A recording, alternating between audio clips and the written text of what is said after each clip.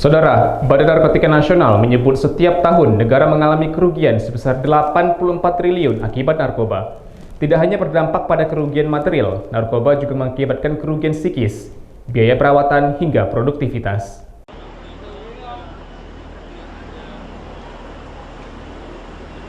Badan Narkotika Nasional (BNN) menyebut setiap tahun negara mengalami kerugian sebesar 84 triliun akibat narkoba.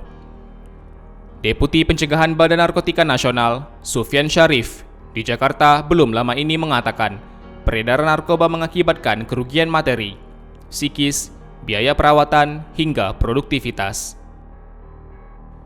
Ia menilai letak geografis Indonesia sebagai daerah kepulauan dengan 16.684 pulau yang berbatasan langsung dengan negara tetangga, sehingga mobilitas antar negara tetangga cukup tinggi.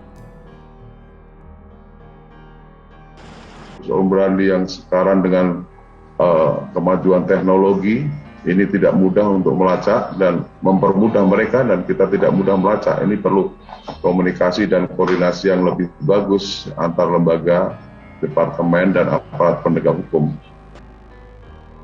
BNN menyebut dalam setahun narkoba menyasar 210.000 jiwa. Konsumen narkoba tidak hanya orang dewasa, tetapi mencapai anak-anak menengah pertama. Saat ini, pihaknya tengah fokus merubah cara berpikir yang menganggap pengguna adalah pelaku. Padahal sebaliknya, pengguna adalah korban yang berhasil dipengaruhi oleh oknum yang tak bertanggung jawab.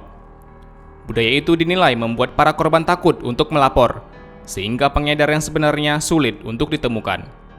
Untuk itu, dia meminta kerjasama semua pihak, khususnya peran keluarga dan masyarakat, untuk bersama-sama melawan peredaran narkoba ke ruang lingkup yang lebih luas.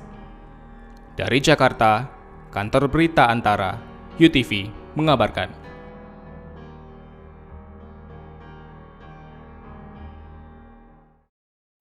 Pemirsa, Direktorat Reserse Kriminal Umum Polda Kepulauan Riau meringkus pelaku pemalsuan surat rapid test antigen untuk pelamar kerja di Batam. Pelaku melancarkan aksinya dengan memalsukan kop dan cap stempel salah satu klinik di Batam sebanyak 20 kali. Direktorat Reserse Kriminal Umum Polda Kepulauan Riau meringkus pelaku pemalsuan surat rapid test antigen untuk pelamar kerja di Batam, Senin 28 Juni. Kasubit Multimedia Bidang Humas Polda Kepulauan Riau, Ajun Komisaris Besar Polisi Surya Iswandar mengatakan, pelaku seorang wanita berinisial DSH, 36 tahun, merupakan karyawan di PT AMK Cabang Batam. Dalam melancarkan aksinya, pelaku membuat surat rapid test antigen palsu dengan menggunakan kop dan cap stempel salah satu klinik kesehatan di Kota Batam sebagai persyaratan pelamar kerja. Kepada polisi, pelaku mengaku telah membuat surat rapid test antigen palsu sebanyak 20 kali yang dipergunakan untuk pelamar kerja di Batam sejak Maret hingga Juni 2021. Setelah mendapat informasi dari masyarakat, tim dari Subdit 3 Ditreskrim Polda Kepri pada tanggal 26 Juni 2021 sekitar 11.45 mendapat informasi dan mengembangkan sehingga mengamankan pelaku di salah satu supermarket di Kota Batam. Untuk kronologisnya, sehingga sekarang baru satu pelaku yang diamankan. Nama perusahaan dan nama klinik yang dirugikan, Pak? Tadi sudah saya sebutkan untuk sementara PT-nya PT AMK Cabang Batam. Untuk klinik tadi sudah disampaikan oleh penyidik Pak Kuniki bahwa itu masih dalam pengembangan. Polisi mengamankan barang bukti berupa 1 unit laptop, 1 unit mouse, 1 unit keyboard, 1 buah name tag, 2 buah cap stempel klinik dan dokter, 1 unit printer, 1 unit scanner, 4 lembar surat rapid test antigen yang diduga palsu, dan 1 lembar surat rapid test antigen asli dari klinik yang dipalsukan. Polda Kepri menyangkakan pelaku ke dalam pasal 263 ayat 1 dengan pidana penjara paling lama 6 tahun. Polda Kepri mengimbau kepada seluruh masyarakat Provinsi Kepri agar dapat mengikuti aturan dari pemerintah untuk menggunakan instansi resmi dalam rangka pemeriksaan swab maupun antigen. Dari Batam, Kepulauan Riau, Aji Anugraha, UTV, mengabarkan. Saudara, seorang pegawai negeri sipil di Tanjung Pinang, Kepulauan Riau meninggal dunia di masjid saat akan memasuki waktu ibadah umat muslim, sholat zuhur.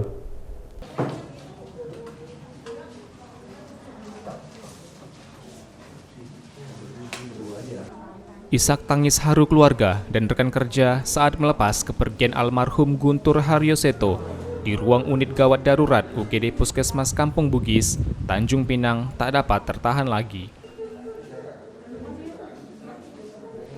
Guntur Haryoseto ditemukan meninggal dunia di Masjid Ulil Amri, kawasan perkantoran Wali Kota Tanjung Pinang, Senggarang pada Senin 28 Juni sesaat sebelum sholat zuhur berlangsung. Guntur Haryoseto merupakan pegawai negeri sipil Dinas Pertanian, Pangan, dan Perikanan DP3 Kota Tanjung Pinang. Berdasarkan keterangan rekan kerja almarhum, Ijal, sebelum Guntur ditemukan meninggal dunia, sempat mengeluhkan rasa sakit pada bagian perut saat berada di kantin perkantoran pemerintah Kota Tanjung Pinang. Almarhum lalu pergi, kemudian ditemukan tergeletak di area teras masjid. Almarhum Guntur sempat dilarikan ke Puskesmas Kampung Bugis, namun diketahui telah meninggal dunia. Wali Kota dan Wakil Wali Kota Tanjung Pinang turut mendatangi Puskesmas Kampung Bugis untuk memastikan kondisi pegawainya.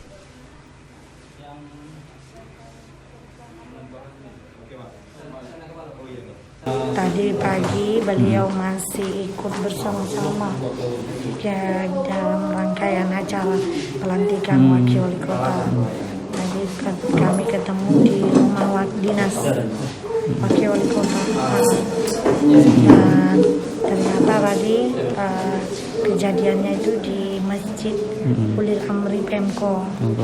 Ya, di saat mungkin yang beliau ada mau ambil sesuatu karena waktu zuhur tadi memang belum. Ya, ternyata kondisinya